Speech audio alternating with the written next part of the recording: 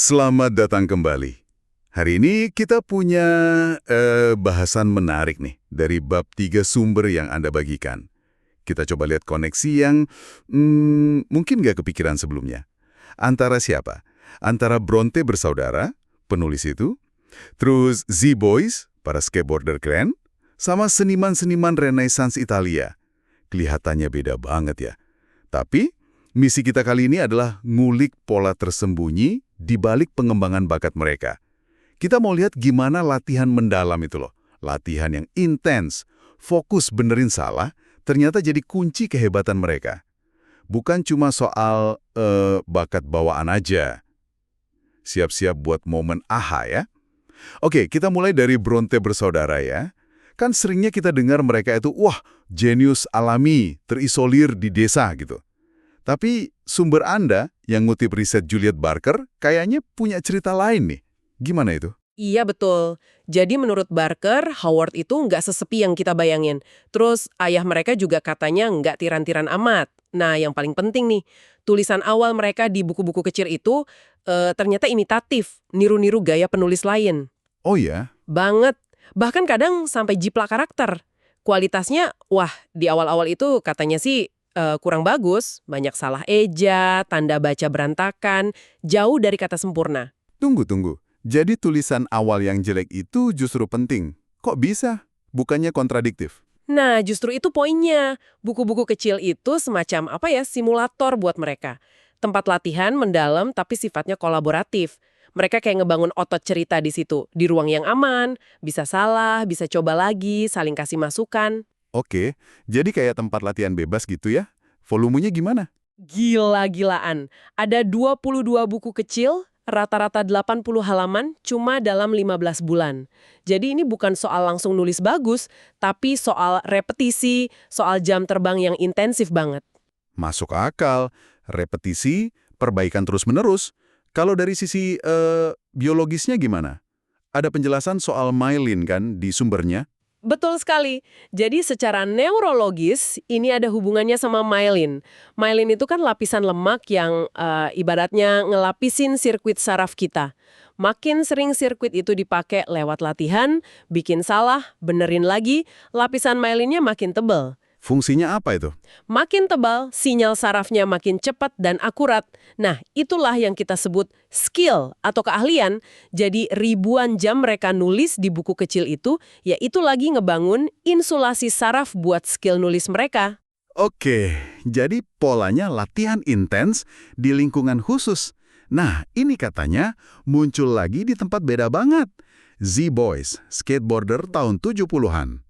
Gayanya kan kelihatan spontan gitu ya? Kelihatannya aja spontan, tapi sumber Anda bilang itu jauh dari spontan.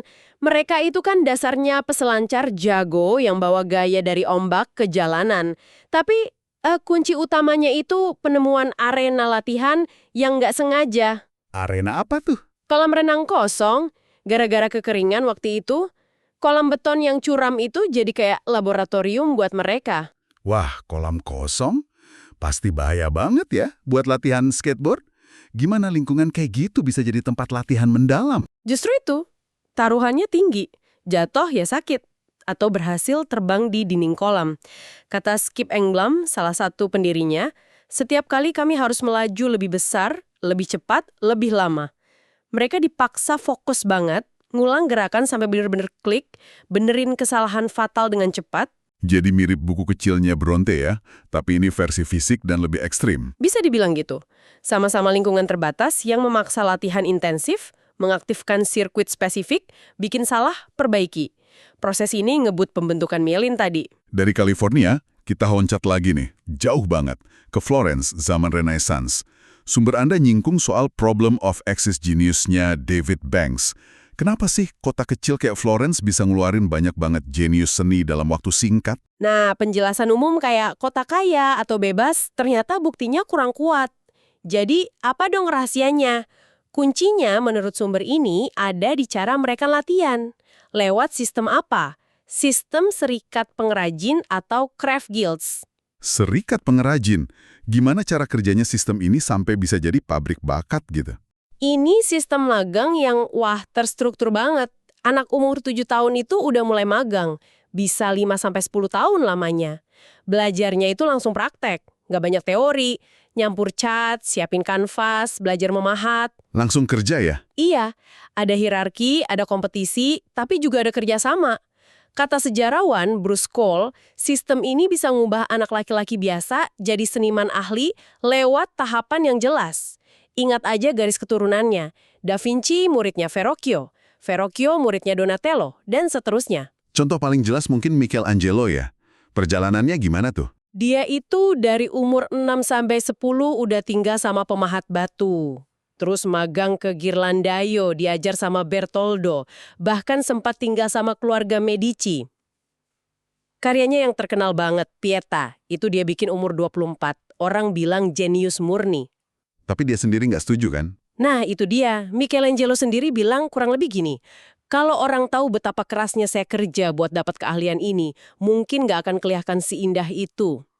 Jadi ribuan jam di rumah kaca serikat itu ya isinya latihan mendalam, aktifin sirkuit, benerin salah, bangun arsitektur bakatnya. Jadi kelihatan kan polanya? Bronte, Z-Boys, seniman Renaissance. Mereka bukan cuma klik lahir berbakat gitu aja. Yang bikin mereka unik itu cara latihannya. Intens, fokus kelemahan, dorong batas di lingkungan yang spesifik. Buku kecil, kolam kosong, bengkel serikat. Myelin itu nggak peduli Anda siapa, tapi peduli apa yang Anda lakukan. Iya, bener juga. Ini kayaknya mengubah cara kita lihat bakat ya. Jadi nggak terlalu magis, tapi lebih ke proses yang metodis, bisa dipelajari gitu. Jadi kesimpulannya, latihan mendalam yang seringnya pakai cara atau tempat yang nggak terduga, itu mesin dibalik kehebatan Bronte, Z-Boys, sama para master Renaissance. Prosesnya itu yang penting banget. Nah, ini mungkin satu pemikiran buat Anda bawa pulang.